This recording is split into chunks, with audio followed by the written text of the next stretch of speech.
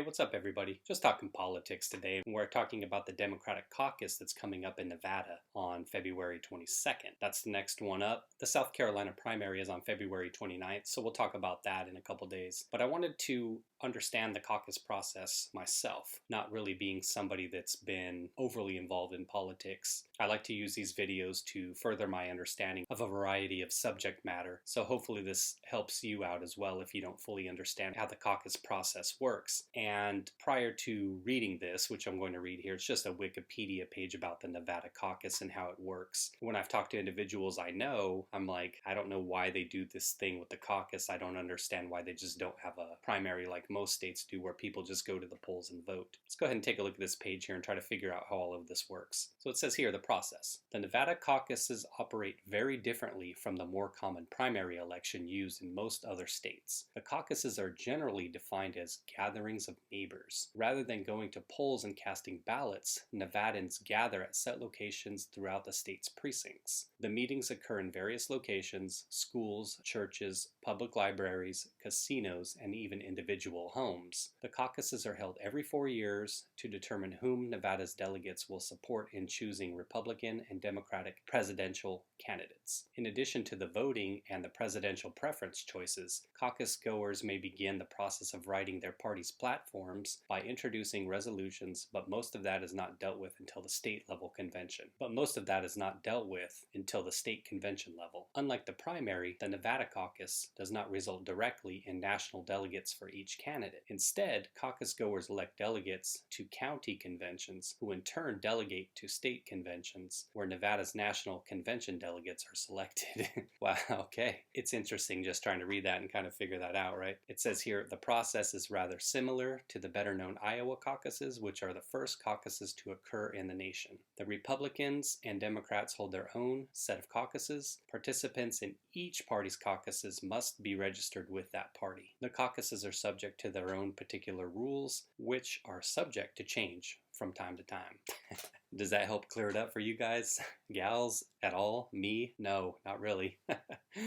Yeah, I always found the Iowa caucuses to be kind of an interesting event. Let's take a look at the Real Clear Politics numbers first, and then we'll go ahead and do some more discussion about that. Okay, we're taking a look at the Real Clear Politics site. I went ahead and archived this. You can go ahead and check out that archive. It'll be in the link below. You take a look here, scroll down to the caucus numbers, and you see here everything is looking like it's trending towards Sanders at this point. Now, what we've learned in other caucuses is that the numbers are a lot harder to come by. The polls may be a bit more inaccurate because there seem to be a lot fewer of them for caucuses than the usual method of other states, where you just go in, take your ballot in, and turn it in. So let's take a look at the numbers. Right now, it's looking like Sanders 21.5%, Biden 18.5%, Warren at 12%, Steyer at 9.5%, for some bizarre reason, Buttigieg 9%, Klobuchar 7%, and Gabbard a couple specks of dust in the wind apparently. First off, on Gabbard, I don't know how much longer she's going to continue to hang in there. It's always a money issue, of course, but if she continues to place 7th out of the 7 major candidates for the next 2, Nevada and South Carolina on the 29th, you would figure she has to take a look at trying to drop out. Maybe she tries to hang in there through Super Tuesday on March 3rd, maybe in hopes of landing a cabinet position with some of these other candidates, but my feeling is her ultimate hope is trying to raise her profile for a run, maybe in 2024 or 2028, something like that. So getting some exposure and experience now, trying to build up kind of the grass level roots organization and trying to get her name out for a future presidency run, because obviously it's not happening this time. Let's take a look at the trend here. This is something I want to show you, and something that's been pretty similar nationwide. Remember, say late last summer, Biden was the guy, right? He was the establishment candidate. He was Obama's VP for 2 terms. So in reality, that's all he's really ever done in life. He's a career politician. His greatest achievement was being Obama's vice president, really, if you think about it. Now, that's no knock on the guy. I'd give somebody credit if they've been able to stay in politics for 30 years and just continue to collect that government salary while continuing to be pretty much a useless nobody who's done nothing. So around that time in the summer, he was the clear leader. Sanders was a distant second. You had Warren out there. She popped for a period of time. But if you take a look at the polling averages here, you can see what I'm talking about. So let me highlight some of this real quick so you can see it. At one point, Biden was up over 30%, even tracking at around 35, and you had Sanders looking at perhaps 15% or so. And then things started to change. Biden started to come down. Oh, Harris. Her numbers came down, obviously.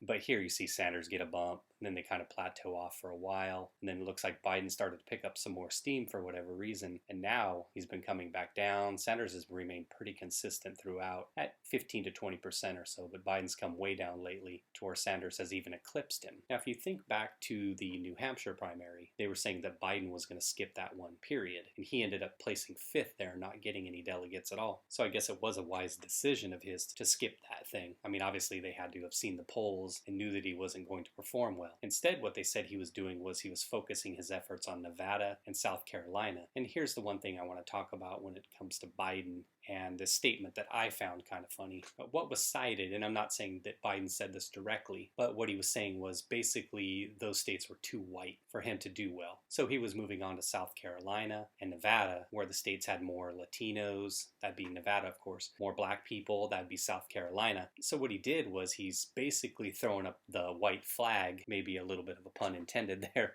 He's basically throwing up that white flag in these states that are too white, and he's moving on to these states where, like I said, there's more Latinos, Nevada, and more blacks in South Carolina. When you think about a candidate and you think about a guy who's basically saying, hey, no mas, right? I can't compete where there's too many white people. What does that really say about the candidate? What if there's a candidate who's saying, okay, I'm just going to focus on states where there's lots of Latinos, or I'm just going to focus on states where there's lots of Asians, or blacks for that matter? Isn't the whole point of having a party and the kind of message they're always putting out there is unity, unify, all these races, all this diversity, this and that. And we're talking about the democratic message that they're always trying to put out there. If you're the DNC, for instance, and this was supposedly at one time your leader, and he's saying, hey, I can't compete where there's too many white people, then what message does that really send to the entirety of America? Or what message does that even send to Latinos, Asians, blacks, where his feeling is that his only way to compete in states is not to cater to the entirety of the nation, but just to focus on individual groups. Identity politics is what they call it. We'll take a look here at some of the national numbers real quick and just try to put a bow on this. So it shows here nationally, Sanders has the lead. Let me